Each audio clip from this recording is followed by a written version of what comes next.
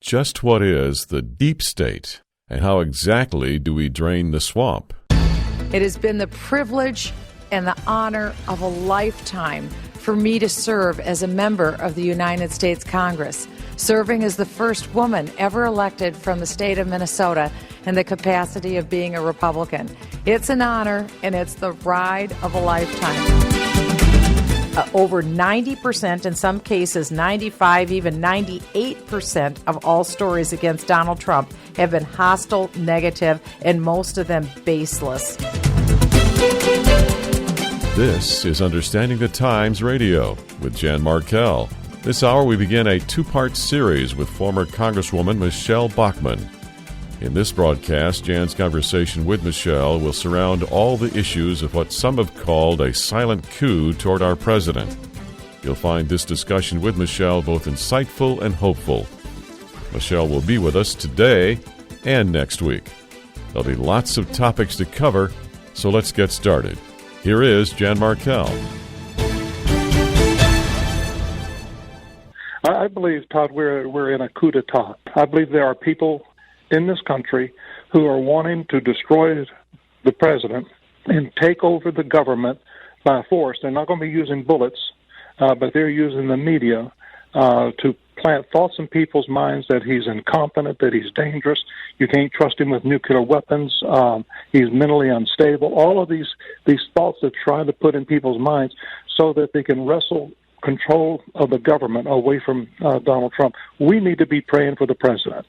And we need to pray for Mike Pence. We need to pray for those that surround the president, that God would protect them and keep them safe. And I believe that he's the president of this nation because God allowed it. And I think on election night, God intervened. He wasn't supposed to win. He was supposed to lose. And I think it was God that worked in a mysterious way that night, on election night, to turn the tables. And so we need to ask people to keep praying for this man. And I'm going to pray for him. He's not perfect, but he's our president, and we need to support him all that we can. And welcome to the program, where we help you understand the times and become watchmen on the wall. We'll talk about that little soundbite in just a moment. I begin a two-part series today with someone who has become one of my most popular commentators and guests, Michele Bachmann. She served in state politics here in Minnesota, moved to the U.S. House over a decade ago, ran for president in 2012, and we'll give you an update on just what she's doing now as we move into the programming. And we're going to be talking about news and headlines that are not being shared to scare you, but to remind you that many issues we talk about on this program are foretold in the Bible. They are signs of our coming redemption. And Michele Bachmann, welcome back to Understanding the Times Radio. Thank you. So much fun to be in the studio with you again. A little soundbite with Franklin Graham talking about a coup, and you and I were talking a little bit off air. We're talking about deep state, about the swamp. I'll play another clip a little bit later, but before we get into a lot of other discussion, I do want to ask you about Donald Trump's first year. Heritage Foundation says more accomplishments in Donald Trump's first year than Reagan's first year. Tell me your thoughts after just over a year now. Well, phenomenal. In fact, I've had people say to me, I thought I liked Trump. I won't say that anymore. I love Trump.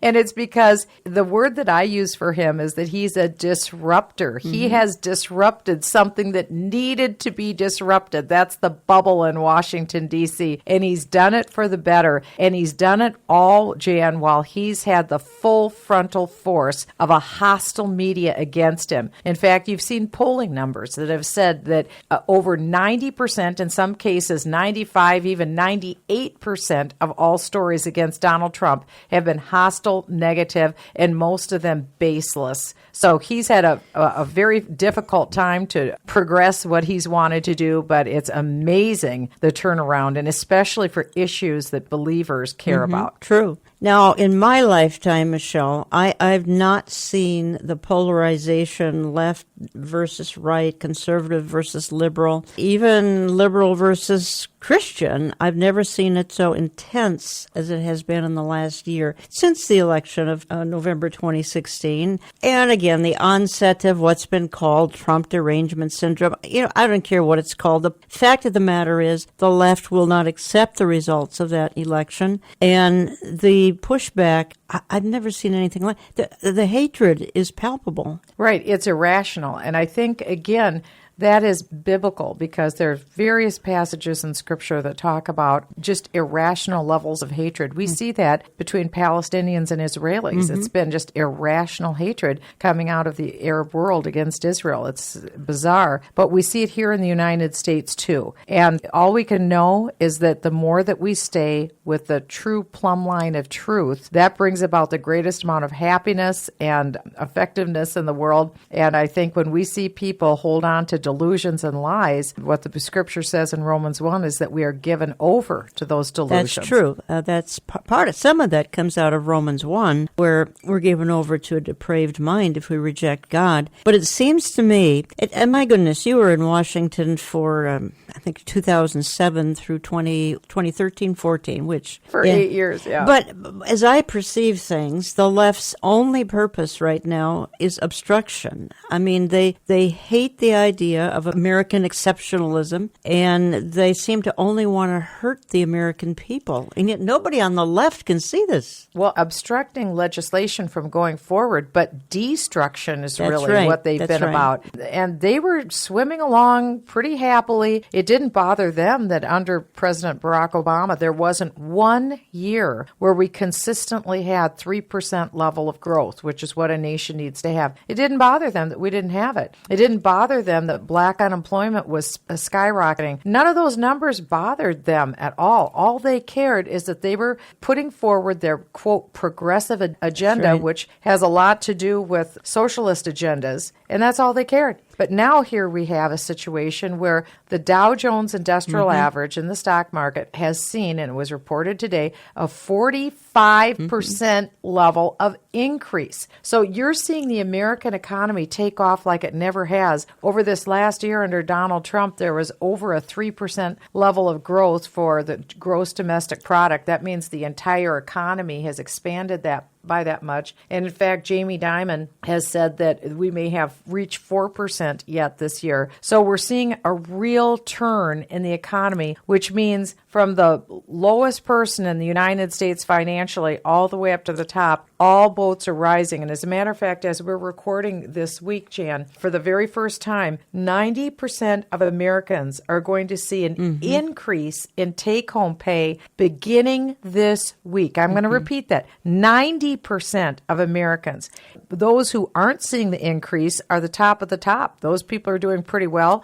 They're not going to see any increase, but the bottom 90% of Americans, which means just about everybody, is going to see an increase. And what all that means is there'll be more growth, more jobs, more pay incentives. I mean, you've seen that whether it's Walmart or Apple or Home Depot, corporations all over America, literally millions of Americans are getting a $1,000 bonus, as well as they're seeing increased amounts of money in their paycheck because of tax cuts, and also the standard deduction is doubling. You're listening to Understanding the Times Radio. I'm Jan Markell. I have in studio a familiar voice of Michele Bachmann, and we'll talk about what God has called her to here in the present and the future in just a little bit.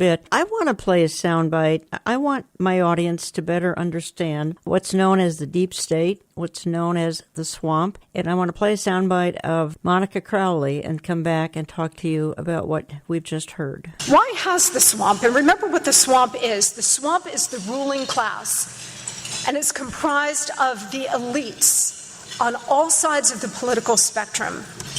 Why has it always dominated? We sort of take it for granted. Why has it always dominated despite repeated attempts by noble patriots over many years to try to chip away at its monstrous power?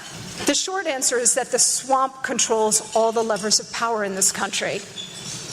And they have the capability and the will to destroy anyone and anything that threatens its grip.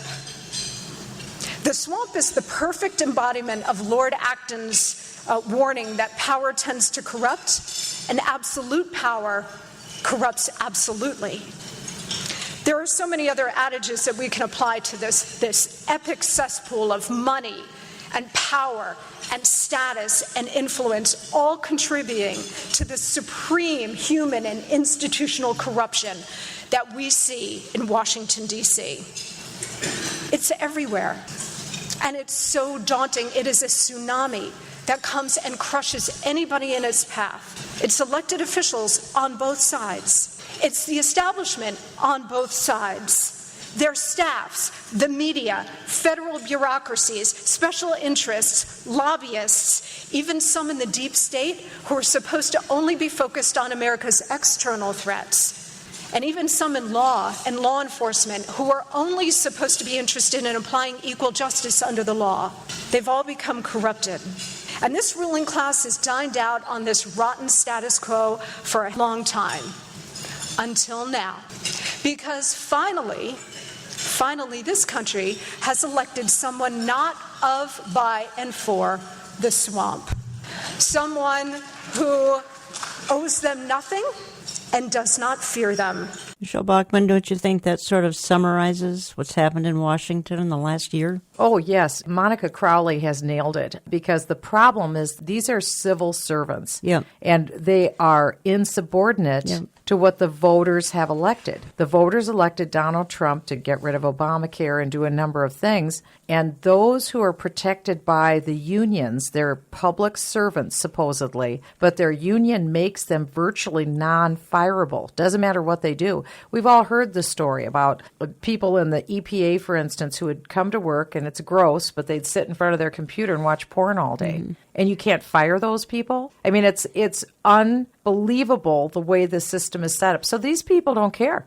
They don't care who their boss is. They don't care who the president is. If they're a committed leftist, they see that their whole job is to make sure that they turn the country towards socialism. That is corrupt. How much of the pushback, how much of what Monica just talked about, and she was very clear that it's both sides of the aisle. It is. Yeah, Republicans, Democrats, et cetera. But how much do Obama holdovers play into this? Oh, tremendous. I mean, they're protected for life. And so in some ways, I've mentioned to you Valerie Jarrett, who is the senior advisor for President Obama. In some ways, I think that she still is running the country in areas where she can, because the influence that she or other people in the Obama administration, or just leftists in general, they still communicate with people who have jobs that are paid for by your tax dollars, but they can't be fired. So they're insubordinate to the President of the United States, and we'll probably get into this later, but with this whole issue of Israel, once President Obama did the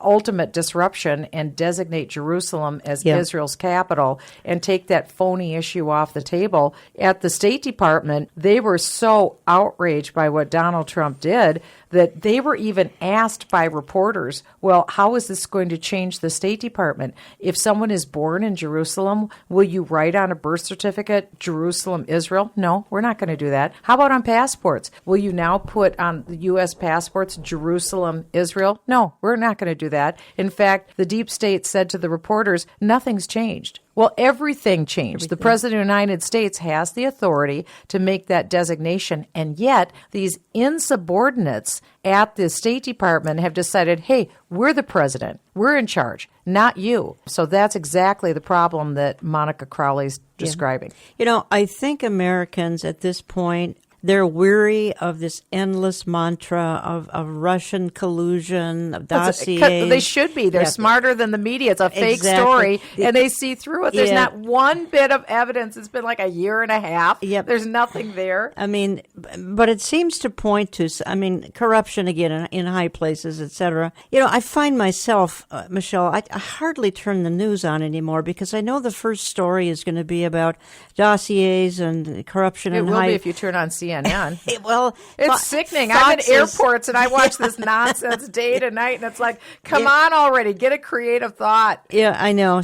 But that's infected almost all branches of media. There's some truth still online, but you got to go searching for it. You and I know where to go, and a lot of people don't know where to go. So it gets back to this deep state thing again. And again, I think Americans are sick and tired of it. But even the corruption within the FBI, I mean, it's shocking. It's disappointing. It's more than shocking. Yeah. This really should take people's breath away. Yes, it should. When I was in Congress, this is what I saw under the Obama administration was the corruption of the Department of Justice, specifically the FBI and other departments as well. But just think about it. That's really the benefit that the United States has had for years and years. We observe the rule of law, and all people are to be treated equally under the rule of law. We're not a perfect country. It hasn't happened perfectly. Have there been like racial issues where people have been treated differently because of the color of their skin? Absolutely. That's happened. That's an injustice. It has to be rectified. But never have we seen the level of corruption that we saw under the Obama Department of Justice and in the FBI. And now we're finding it out because now these text messages are showing that people who were working hand in hand with Barack Obama. Now get this, the FBI was trying to defeat Donald Trump as president, as a candidate when he was running. And so they made up this fake, phony story. Yep. They tried to pretend that Trump was colluding with Russians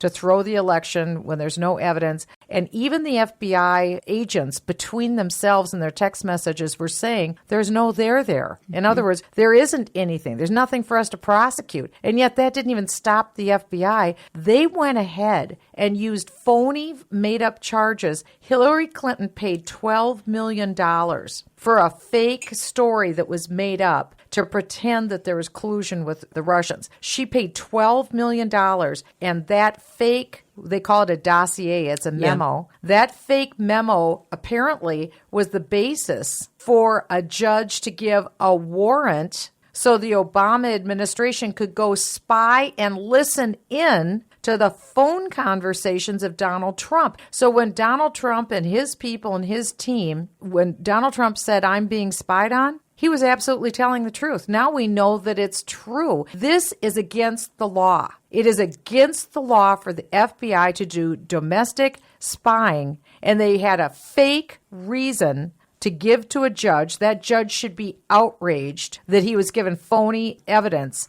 That's all illegal. And I'll tell you, Barack Obama is the one who should be investigated right now. He or whoever ordered this fake investigation should be in jail for doing what they did. And now we're hearing talk of some secret society. I mean, this gives images of a cabal meeting in a dark, smoke-filled room somewhere. Could this be possible? Well, and that's terminology that the left used. Yeah. That's their terminology. And what they were doing is they were colluding. They colluded with the Russians. So what they were accusing Donald Trump of doing, Hillary Clinton, her campaign team, her legal team, they were misusing the instrumentalities of government to defeat a political opponent. What does that say about the lack of confidence they had in their own candidate, Hillary Clinton? They didn't think that she could win legally on her own, so they had to have what they called, quote, insurance policies to take down the opposition candidate, Donald Trump. This stinks to high heaven. That's the so-called deep state, and these are people who are protected because they're government employees and they're protected by their unions, and they can virtually never be fired. And that's why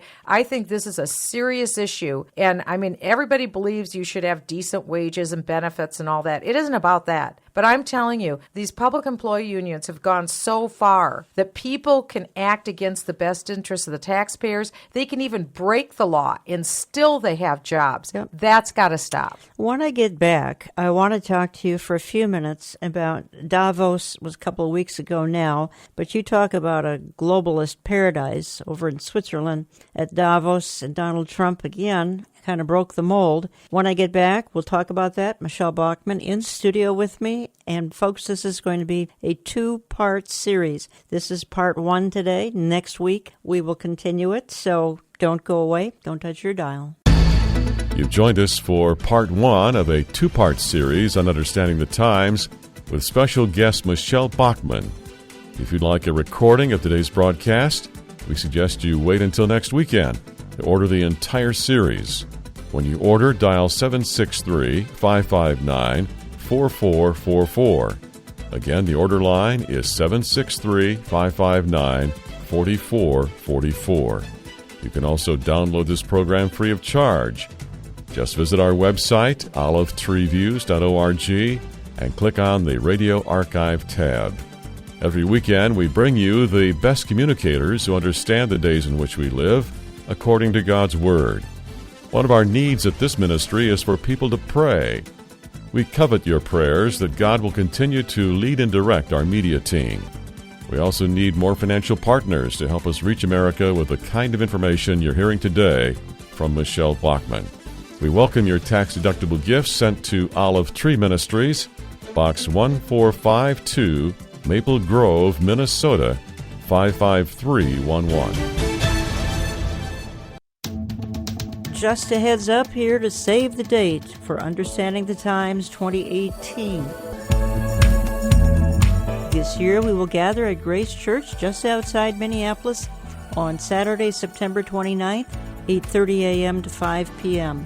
Speakers include Amir Sarfati from Israel, Pastor Jack Hibbs from Calvary Chapel, Chino Hills, California, Pastor J.D. Farag, Calvary Chapel, Kaneohe, Hawaii, and Pastor Billy Crone from Sunrise Baptist Church in Las Vegas.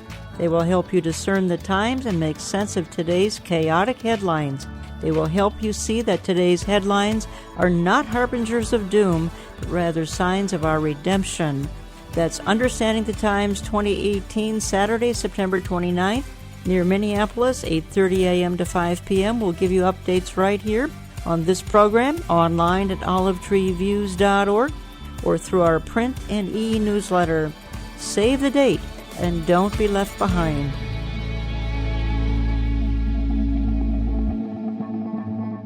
Hello, everyone. This is Bill Solis, the founder of Prophecy Depot Ministries, and I've been honored to be a guest on Jan Markell's radio show, and I listen to it on a frequent basis. She covers so many different diverse topics, not only prophecy, but dealing with the signs of our times and the political things that are going on with excellent guests. I've seen her show grow from several hundred radio stations up to, I think it's 830 some now, if not more, because people are interested in this show. I highly encourage you to listen to Jan Markell on a frequent basis.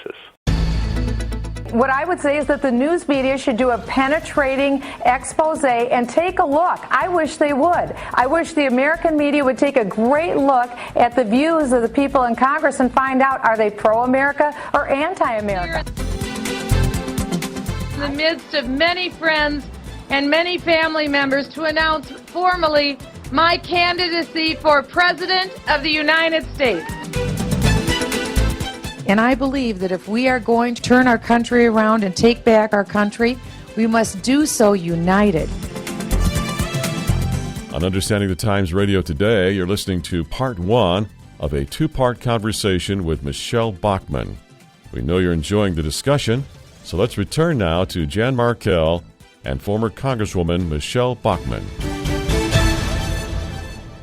So they're trying to turn this into Watergate or Iran-Contra or whatever it is, because that's what Democrats and liberals do. And what they're really trying to do, as I've told you day in and day out from day one, this is a silent coup. Whether it was the college and the popular vote, whether it's blocking his cabinet appointees, whatever it is, this is a silent coup. By silent coup, I mean, no gunfire or anything of this sort. But that's exactly what's taking place here. It is a silent coup. I've been saying that since the beginning of his presidency. Again, challenging the legitimacy of the Electoral College, violence in the streets, violence on Inauguration Day, unleashing these investigative committees almost out of the starting block, Schumer and others demanding a special counsel on Russian collusion. And obviously there's no Russian collusion during the course of the election with the Trump campaign, because there have been no charges to that effect. No crimes related to that have been charged. And welcome back. And again, this program is always posted to my website Saturday morning, olivetreeviews.org. You can go on over to oneplace.com, listen online there as well, and get their mobile app,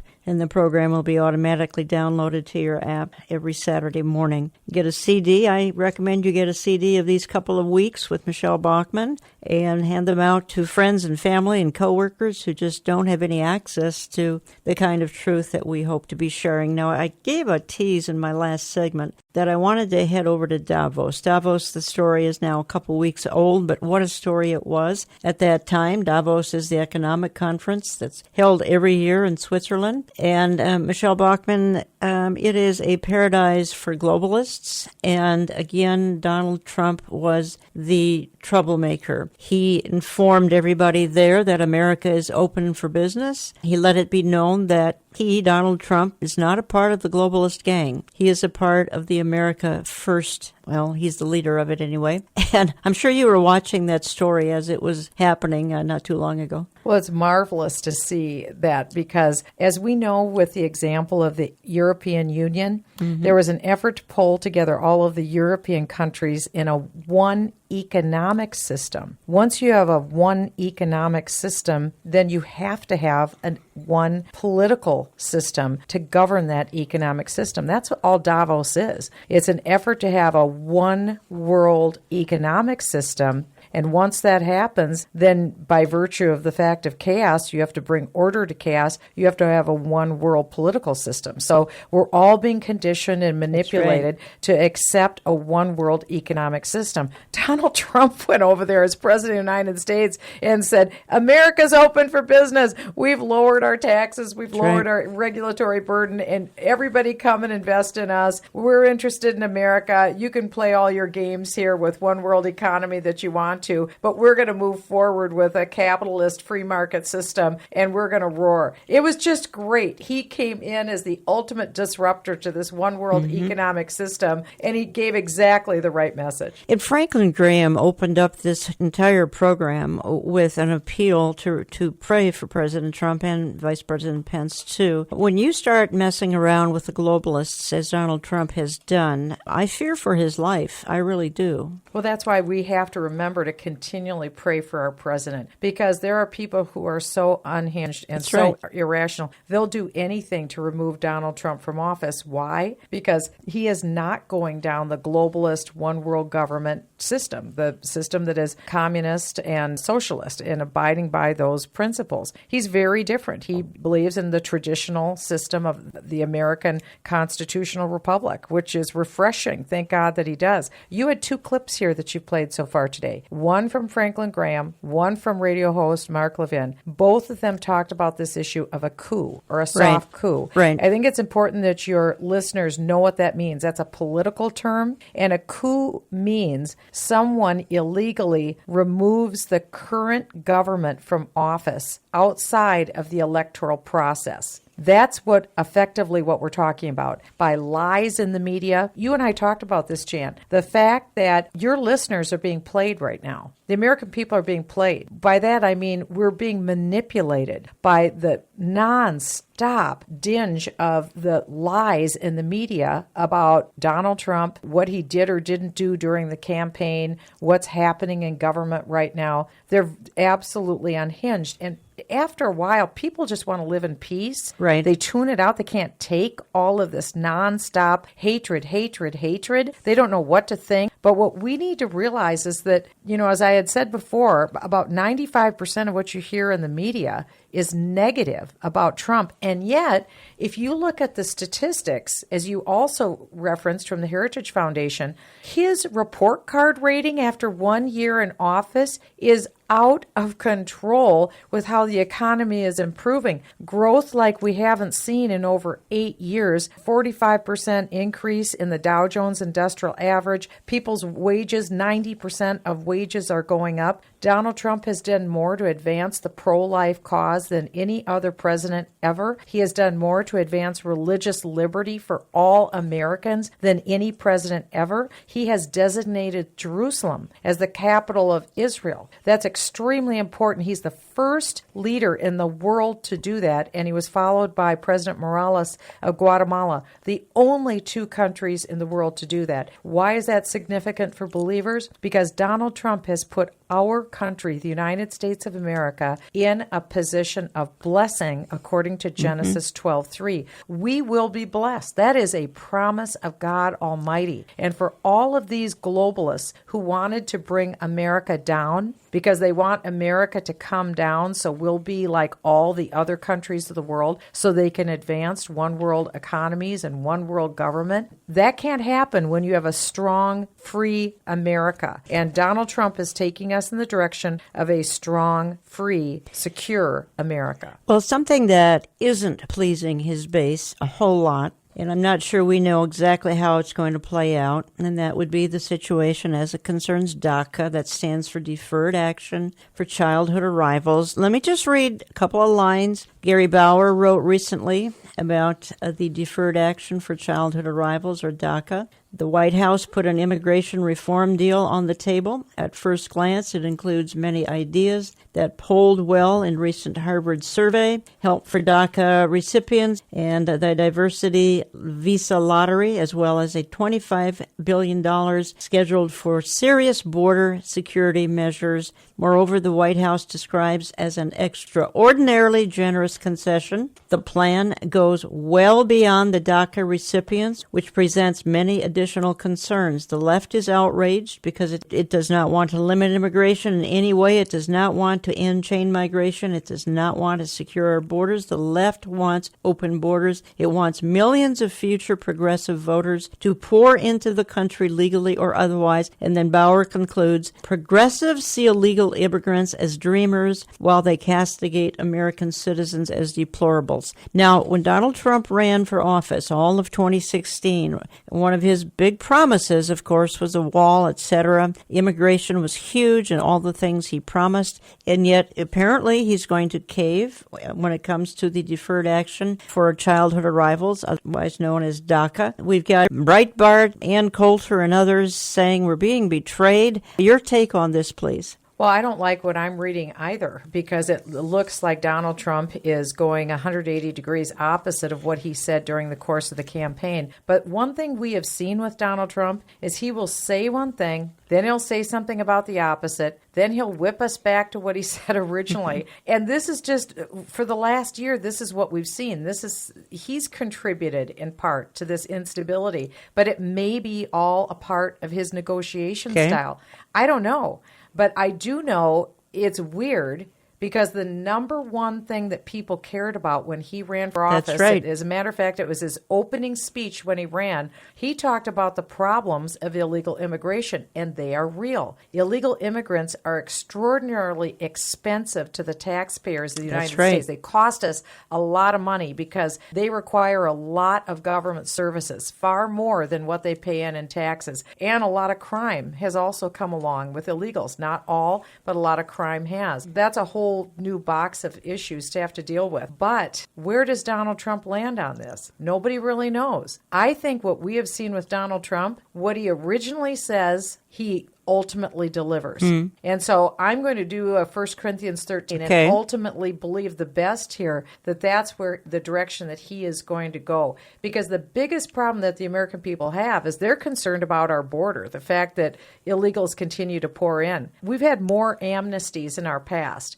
Every time we have an amnesty, more illegals pour across the borders, and we have more problems. So this doesn't solve anything to have an amnesty. So I'm not sure where it's going to end up. I do know people are really mad. Well, Tucker Carlson weighed on this. I think he said it rather, appropriately. Amnesty for DACA recipients is the only leverage the White House has. Once the president agrees to let them jump to the head of the line, ahead of millions of other people hoping to come here legally, the negotiation is over. At that point, why would Democrats agree to anything? Ending chain migration, the diversity lottery, supporting a merit-based system that might actually help America? No chance. The Democrats' goal is to import more Democratic voters, and by any means necessary. Once they retake the Congress and the presidency, and if Trump betrays his base in immigration, that'll definitely happen. It is over. Say goodbye to borders. They are done. Keep in mind that the top Democrat in the House recently thanked illegal aliens for sneaking into this country. That's how Democrats feel, and they're not pretending anymore. Being a Trump voter isn't always easy. It's like rooting for the underdog in baseball, the old Chicago Cubs. On one level, there is pride, the pride that comes from doing something that fashionable people consider insane. But there's also some disappointment along the way, and honestly, there's some embarrassment. But you silently bear it because you know that when they finally win the World Series, it'll be worth everything you went through. Every sarcastic dig from your brother-in-law at Thanksgiving will seem small by comparison. In the Trump presidency, the World Series is this immigration bill. It's the big payoff. It's the whole point of the exercise. And they're not allowed to blow it. I thought Tucker summed it up fairly well. Beautifully, yeah, because truly the number one issue is the political party of the Democrats. They want to be in power. That's it, number one. And they realize that the average American voter will not keep the Democrats in power because the average American voter doesn't want redistribution of wealth. They want to have growth and opportunity. So what do? They import voters from socialist countries who will vote for socialism. Mm-hmm. So this is all about an impenetrable voting bloc for the Democrats so they will be in power because ultimately they're lazy. They don't want to have to campaign to win elections. And so they want a voting base that they can count on. And I'll tell you, it's stunning. If you look at the polling data of people who pour in from third world countries, what their voting records are for multiple generations, they are consistently voting for the Liberal Party. Why? Because they come from socialist countries, they are dependent upon government services, and they want more of them. So if we want to be Venezuela, then you import more Venezuelans and we'll turn to more socialism. And it's clearly, this is a taxpayer-subsidized voter registration drive for the Democrat Party. Bottom line, that's what it is. Trust me, if these were pro-life, Israel-loving, religious freedom-loving Republicans who are pouring in south of the border,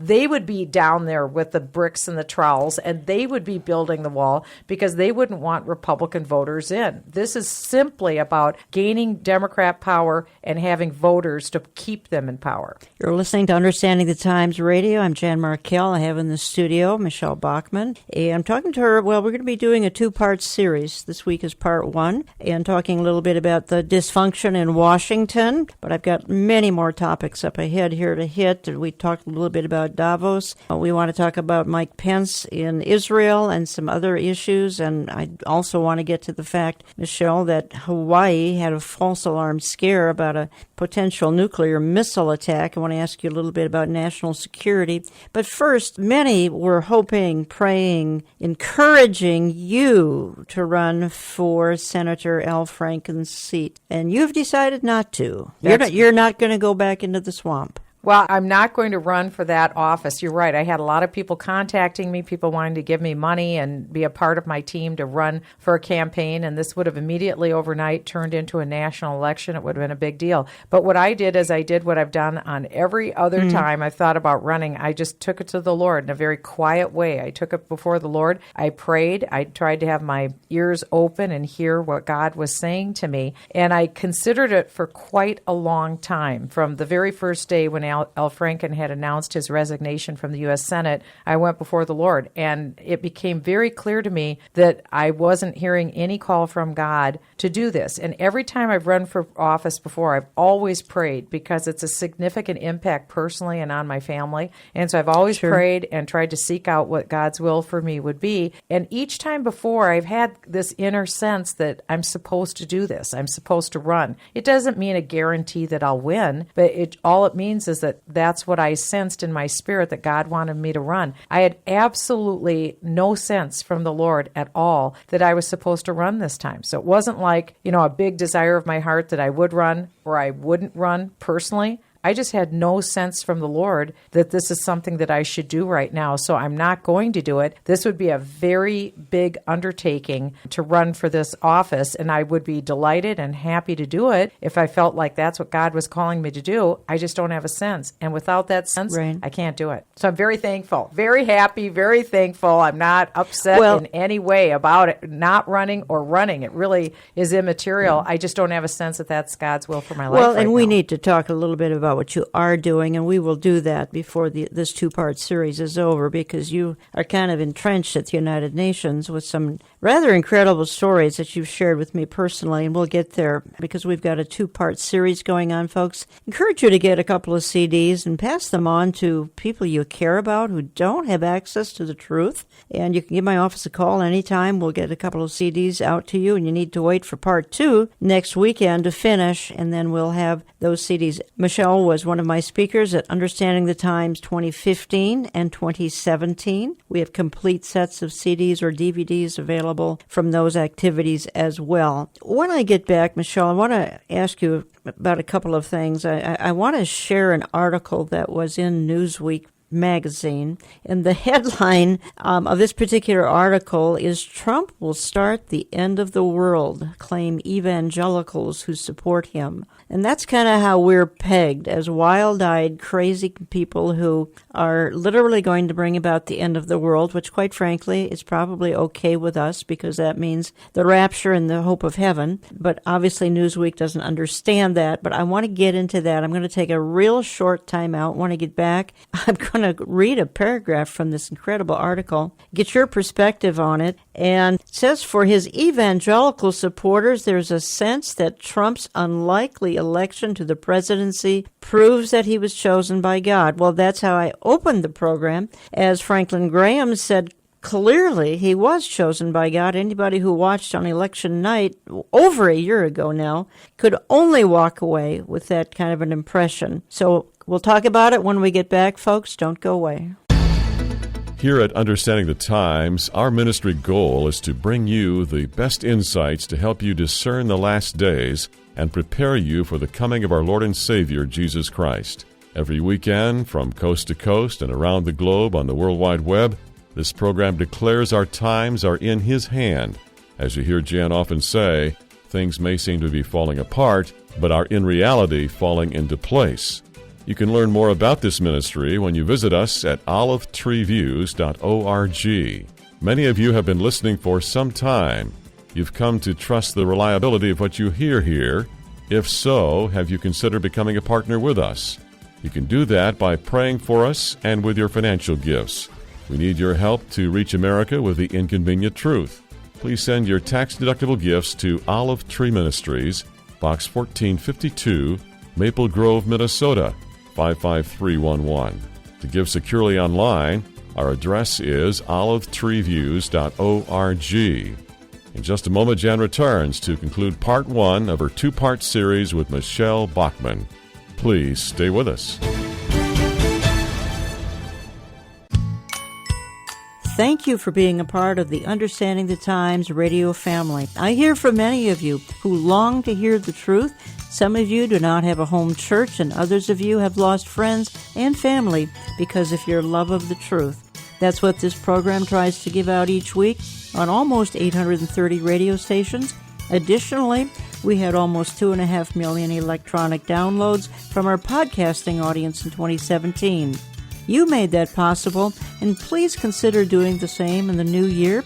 You can click and make a tax-deductible online donation at olivetreeviews.org or call us business hours 763-559-4444, 763-559-4444. You can always send a tax-deductible check to Olive Tree Ministries, Box 1452, Maple Grove, Minnesota, 55311. Box 1452, Maple Grove, Minnesota, 55311. If you do, we'll visit your home regularly in the new year, and we'll await his return together.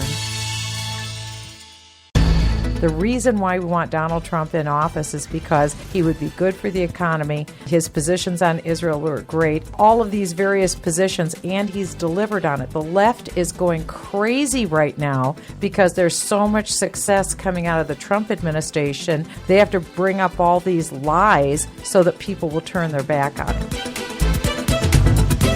You're listening to Understanding the Times Radio. To wrap up our conversation with Michele Bachmann, here again, Jan Markell. And welcome back. I hope you'll sign up for my print and e-newsletter at olivetreeviews.org. Want to become a CD subscriber? You need to call us on that. It's very cost-effective. You get a CD of every program we do on Understanding the Times Radio. If you do write to us, and particularly if you send a gift, will you always tell us what station you're listening to? I gave a tease in that last segment that Newsweek magazine had a feature story with headlines as tall as you can imagine that Trump will start the end of the world, claim evangelicals who support him. Well, I have a fellow evangelical in studio with me for this week and next week, Michele Bachmann, and you are well aware of her history. She started out in Minnesota state politics, moved on to U.S. House of Representatives, representing Minnesota's 6th district, and then ran for president in 2012. And, Michele, I do want to make reference to this Newsweek story that Trump will start the end of the world, claim evangelicals who support him.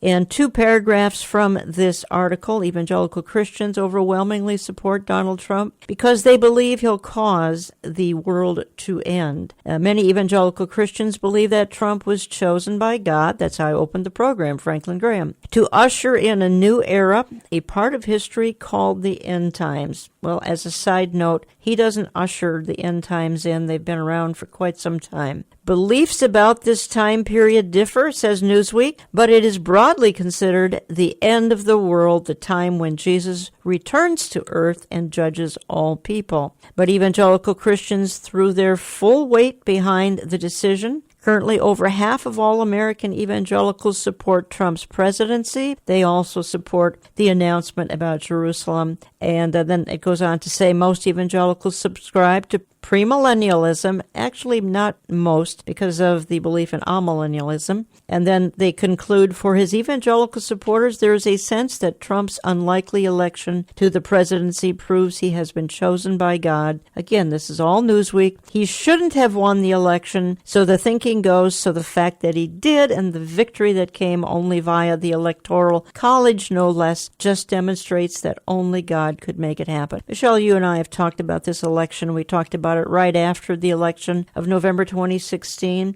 and what happened was a God thing. But another perspective here, and that is he's going to bring about the end times. Well, wish we had that kind of power and authority, but you and I don't have it.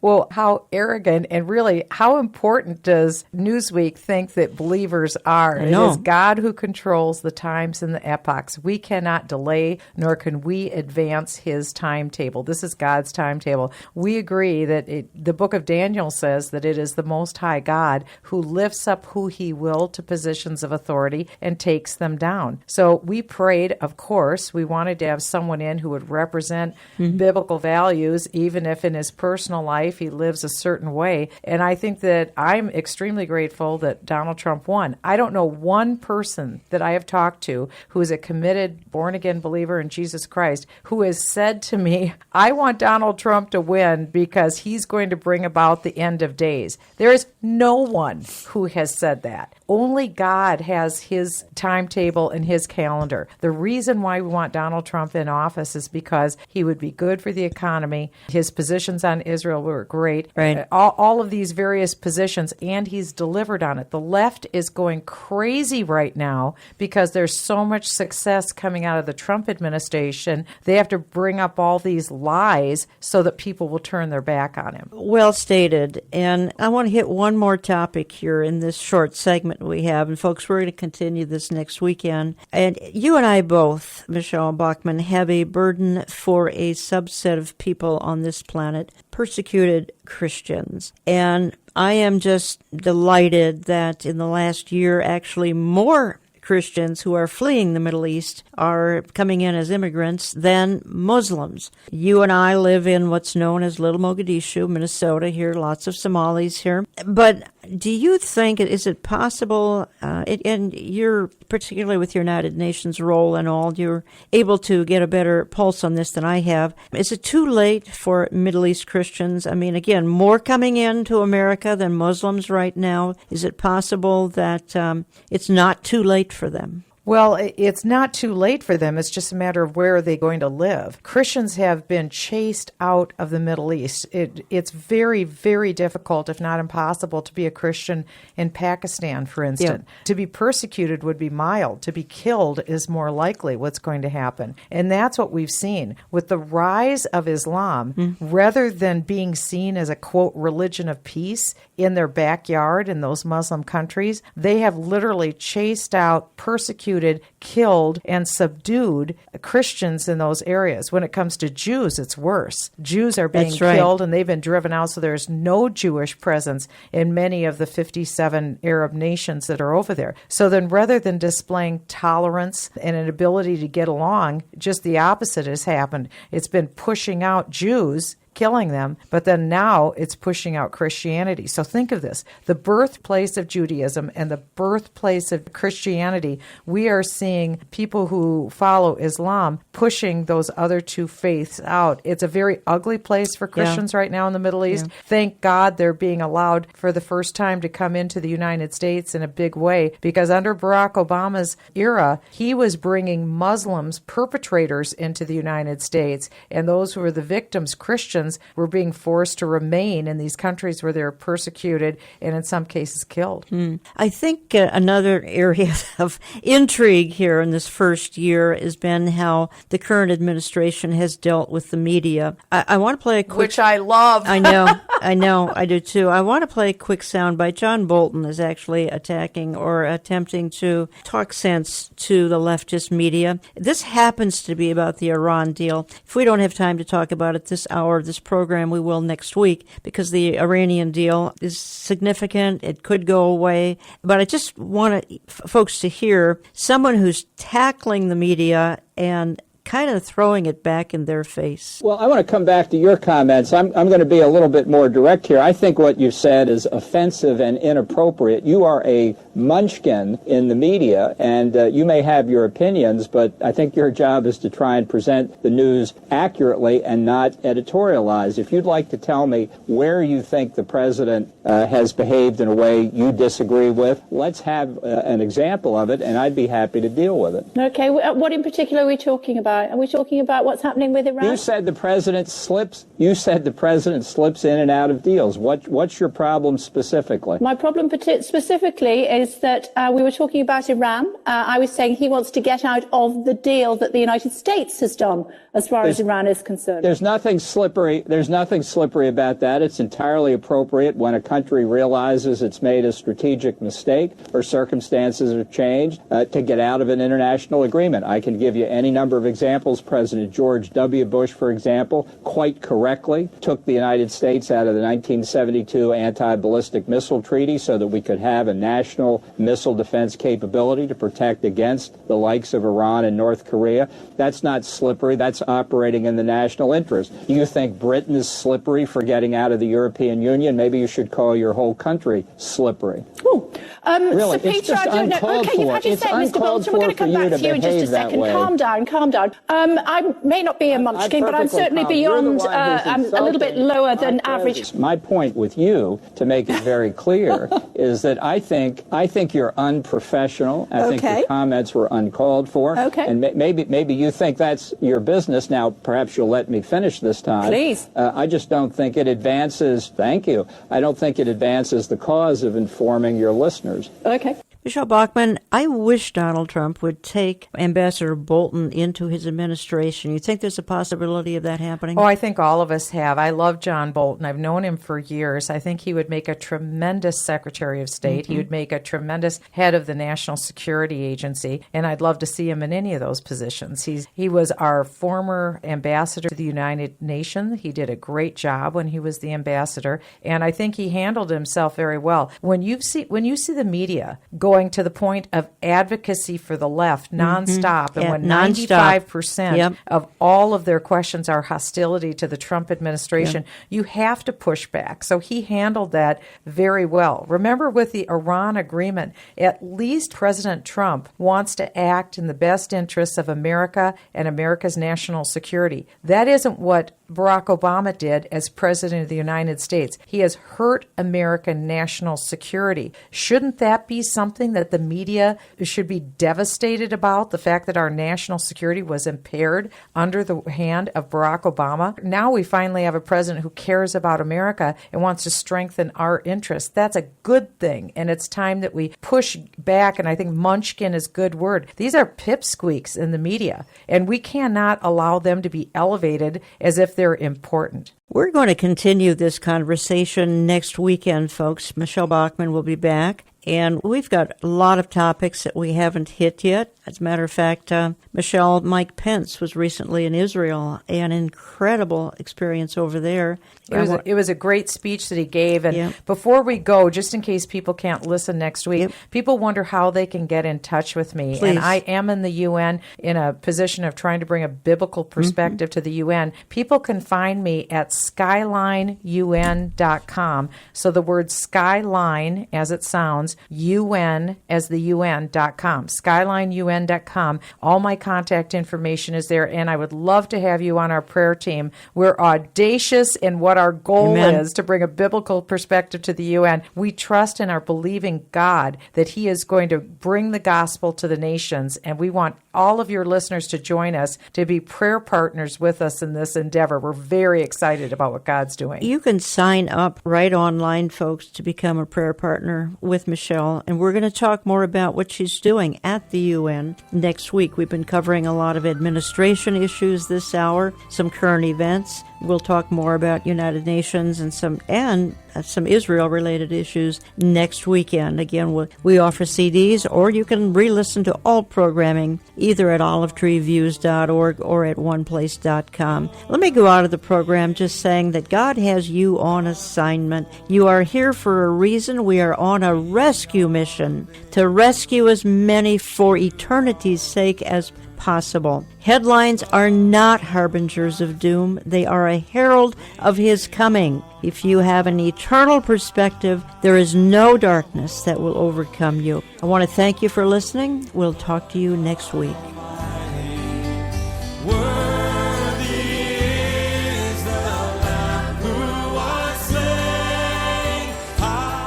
Thank you for joining us for today's Understanding the Times Radio with Jan Markell. Across America and across the World Wide Web, we continue to report current events from a biblical perspective. Every weekend, this broadcast comes to you at no cost, but it costs us thousands of dollars. As we produce and distribute this weekly media outreach, would you consider standing with us? With an ever-changing world, men and women of faith need to keep informed. They need to be aware of current events as viewed through the lens of Scripture. Week after week, Jan Markell brings you a compelling hour pointing out the dangers in today's culture and bringing hope through faith in Jesus Christ. We're asking you to join us in this listener-supported ministry as our financial partner. Please write with your tax-deductible gifts to Olive Tree Ministries, Box 1452, Maple Grove, Minnesota, 55311. Contributions are also welcome at olivetreeviews.org or by phone when you dial 763-559-4444. Don't forget, global updates with a biblical worldview are yours around the clock at olivetreeviews.org. We look forward to hearing from you soon. We appreciate your continued prayer support for Jan and her media team. Jan Markell returns next week with another information and inspiration-packed hour designed to help you understand the times.